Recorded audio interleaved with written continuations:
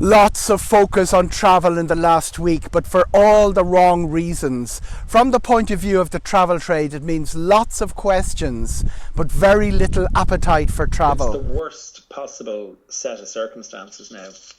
You know, like flights operating, destinations operating, hotels reopening, and the Irish government are saying, Travel agents this week are looking at a paucity of bookings and an accumulation of problems. Agents are worried about sending people away and then those people having a negative or an adverse experience. The 14-day quarantine, that needs to be resolved and resolved very quickly. Every announcement about stay at home, stay vacations, whatever, is doing huge damage to outbound travel agents, and we need special consideration for that.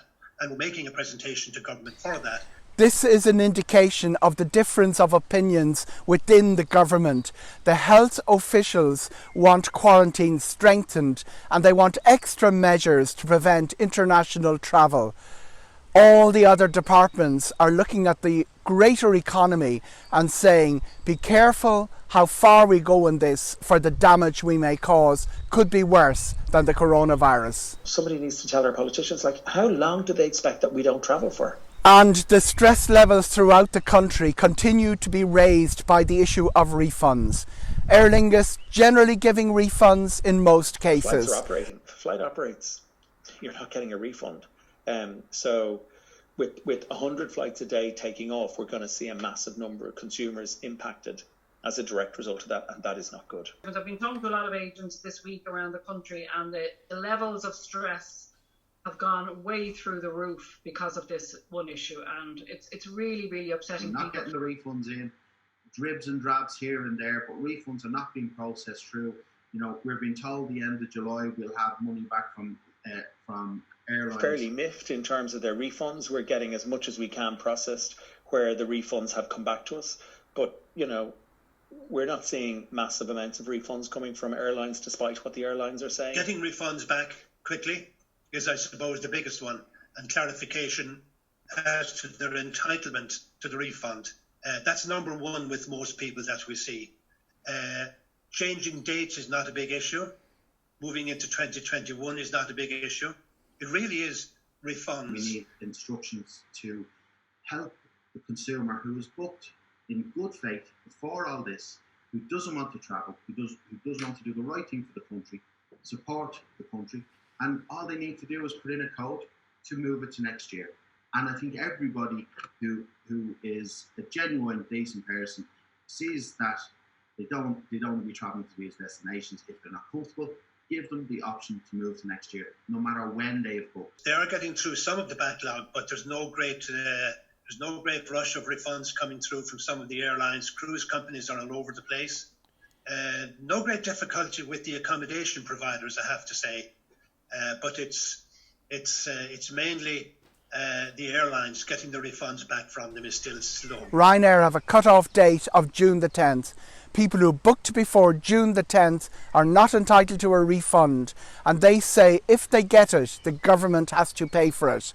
People who booked since June the 10th under their new terms and conditions are entitled to a refund. And I think everybody who is a genuine, decent person sees that they don't want to be travelling to these destinations if they're not comfortable.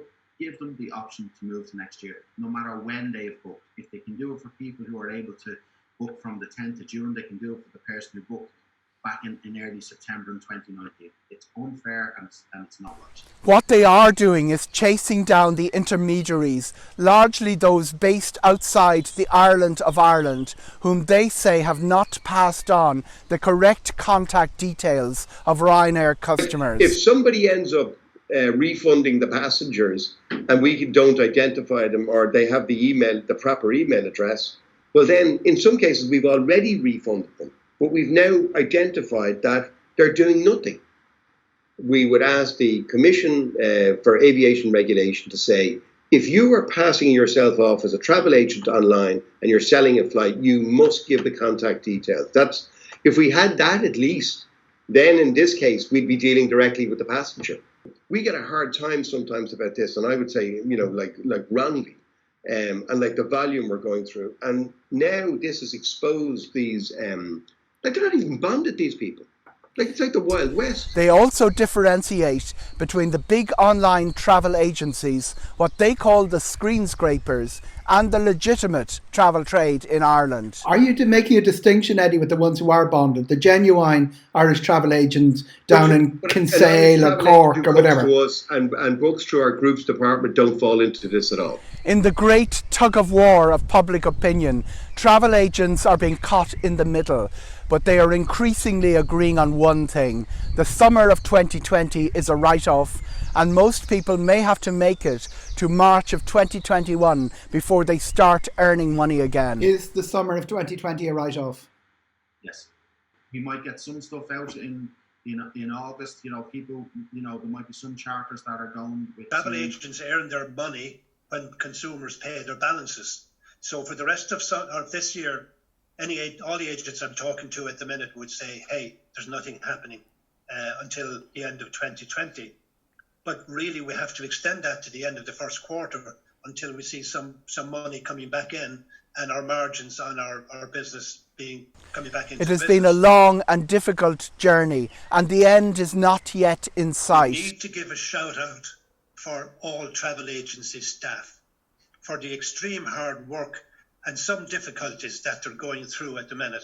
95% consumers, very understanding. About 5% or so are a little bit more difficult to deal with. But our staff are in the unusual situation of not making bookings, just handing back reservations and changing. And that's very difficult for their confidence and for their enjoyment of the whole business. What is emerging is a coherent system of supports for the travel trade from within their own industry. The next set of supports will have to be external. Until possibly April time. So it's from now until the end of the first quarter of 2021. We need assistance for that long period of practically 9 months. It's a unique situation, has to be looked at favourably by the government, but we are going to make a case and see if we can gain some ground. We've got to support each other. I think we have been. I think the ITAA have been brilliant through the last couple of months in terms of the various initiatives and the lobbying. We're constantly speaking to the department. I know we're looking to talk to CAR. We are now applying to the government for special consideration in their financial package that is coming out in the middle of July. Outbound travel agents have no fallback. You would hope that something is going to be forthcoming from the July stimulus package. And I guess we're holding out for that. And you would hope that there's going to be something on the 20th of July, and we're holding out for that.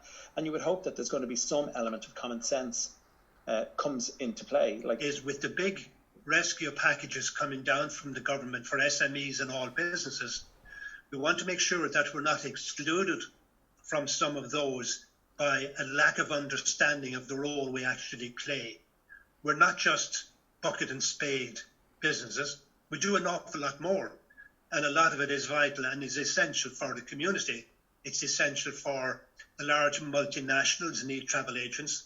There are many reasons why. So we want to make sure that we can be included with all SMEs in the rescue packages that the government are going to announce the week after next. And a new product from Ciaran Mulligan launched today through the trade, and it is free. We started off initially with just trying to get medical cover for COVID included, because everything was excluded on the policies when we first started off. So we originally got medical added for anybody that picked up COVID-19 while they're abroad on holidays, obviously when the DFA advised it's safe to travel. And with that, you would have been covered for additional accommodation and additional transportation should you have to be quarantined when you're abroad or if you've been in hospital delayed. So now we're delighted that we will give you cancellation cover for COVID-19. We pay tribute to Brendan Moran, who sadly passed away last weekend. He was CEO of the ITAA through some of the heady years of the association's existence.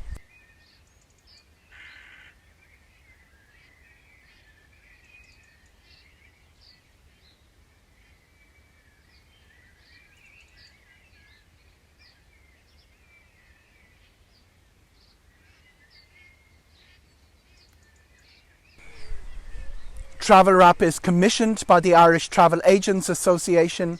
The views here are my own.